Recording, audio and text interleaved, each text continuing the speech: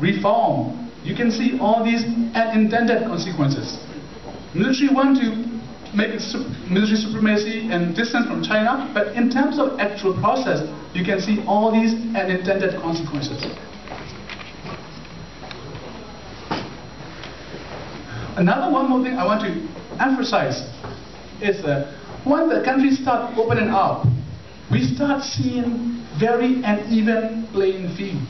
The playing ground is so skewed toward those who have capacity, those who have resources, money, those who have pre-existing institutions. So when you go to Burma, visit Burma, you will see all these cronies, all these like media, publisher, owner who have well connected with the authorities.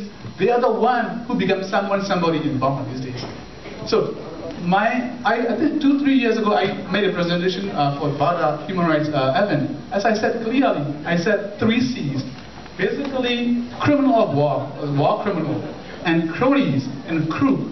These guys make much advantage out of the change. So this is what we are seeing. A lot of dedicated, committed activists, former political prisoners, ethnic minority leaders are being sidelined because they don't have resources. They don't even speak English. I mean, I'm not saying all of them, many of them being disadvantaged, because of the struggle.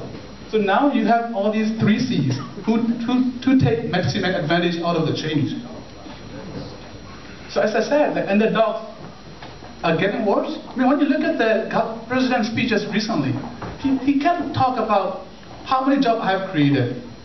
The economy is improving. Nothing. The economy is getting worse than ever before because of the dollar and the check exchange is down. Dollar, value is depreciated, and then export industry is getting hot. So anyway, underdogs are getting worse. But the problem is they are forced in silence because a lot of political elite, media elite, want to give a benefit of doubt to the change.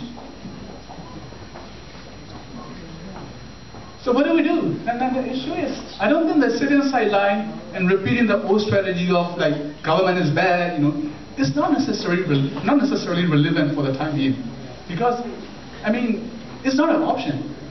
You can't say like wait and see. We have to do something. So the mission remains to me like the same: self-governance and equal rights for the ethnic minority. I was saying in Burmese, I think this is a mistake. In Burmese, we said like there are 2 things. One is, our mission is basically the Burma lo pyo me so yin di pidu lulu ko asoya sai pa aung lo pi ro asoya ko pidu lulu sai pa aung lo ma kisa. So ara ha taw shao phit ne pidu lulu ko ne paung mya so a tin kan tha ro asoya sai pa aung lo me asoya ko le lulu sai pa aung lo ma ara blo lo le. So in the other hand, my point is state-centric, society-centric. We have to think about it because of an even playground. We have to think about how we focus our resources, our attention, our solidarity, focus on state or on the society. So my contention is we should focus on the society, because society has been so much deprived in terms of capacity, in terms of resource, in terms of institutional structure. So we need to focus on the society, how to develop, how to empower, how to help them getting stronger. So instead of focusing government, NLD, all these famous big names, we should go down to the local, grassroots. I mean, help them to develop libraries, whatever organization, and help them to generate income on their own. So all these things we could do, politically meaningful space creation. I think from as an exile, as like the Burma advocates in abroad, that's what we could do. Instead of going for like big names and supporting them, what we need to do is go down to the local, go down to the ordinary people and try to help them in terms of organization building, resource mobilization, and all this networking. So at the end, I would say we should focus mainly on the young people. There's a generation gap. So we need to focus on young people and ethnic youth. At the last slide, we need to think post-2015. There'll be another election in 2015. I think people try to push the regime's game, the current game, including Aung San Suu Kyi, they try to push. But at one point, after 2015, they will get disillusioned. Because unless you change institution like constitution, you can't push any further. And you will get disillusioned. And if you get disillusioned, what are they going to do? What is a plan B? I think that's what we need to think about it. Now every player in Burma, especially opposition, they focus too much on plan A.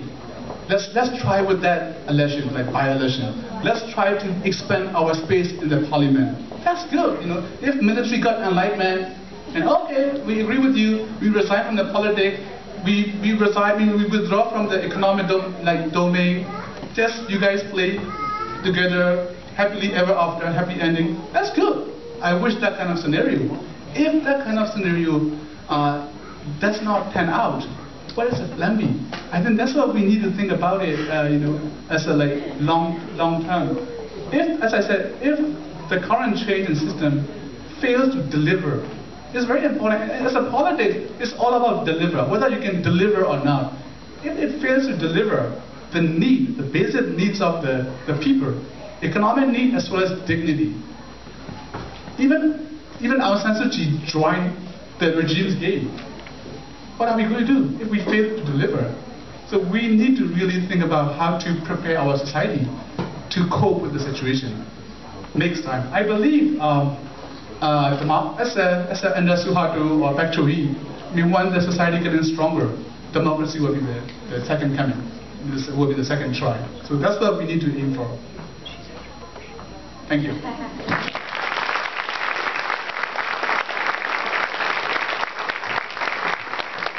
Thanks so much, Go Mingjin, for sharing that with us. The reason why we had speakers today, and I bear with us that the agenda is getting switched, we're very much grassroots organizers because we fly by the seat of our pants.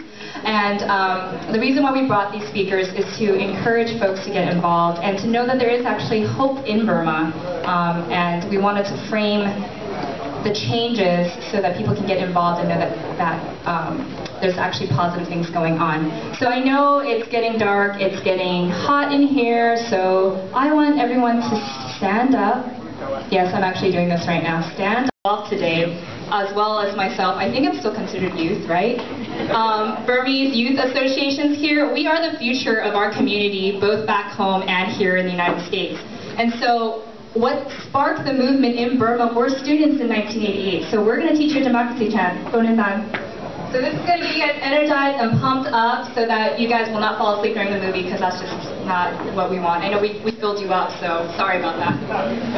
Yeah, so she wanted me to teach you a Burmese chant. So whatever I say, you have to say, Do Aye. I'm just teaching, we haven't started yet. Do Ye means it is our cause. What I'm leading is to get a democracy. You are saying Do Ye means it is our cause. We have to fight for it. So I'm going to chant you, Democracy Yashi Ye! Do Ye! Democracy Yashi Ye! Democracy Yashi Ye! One more time. Democracy Yashi Ye! Democracy Yashi Ye! Democracy Yashi Ye! Alright, that woke you guys up, right? We're going to open the back door, so for those of you hanging on the lounge, keep it quiet so that we can get our next act up. Have a seat, everyone. We're just getting started here.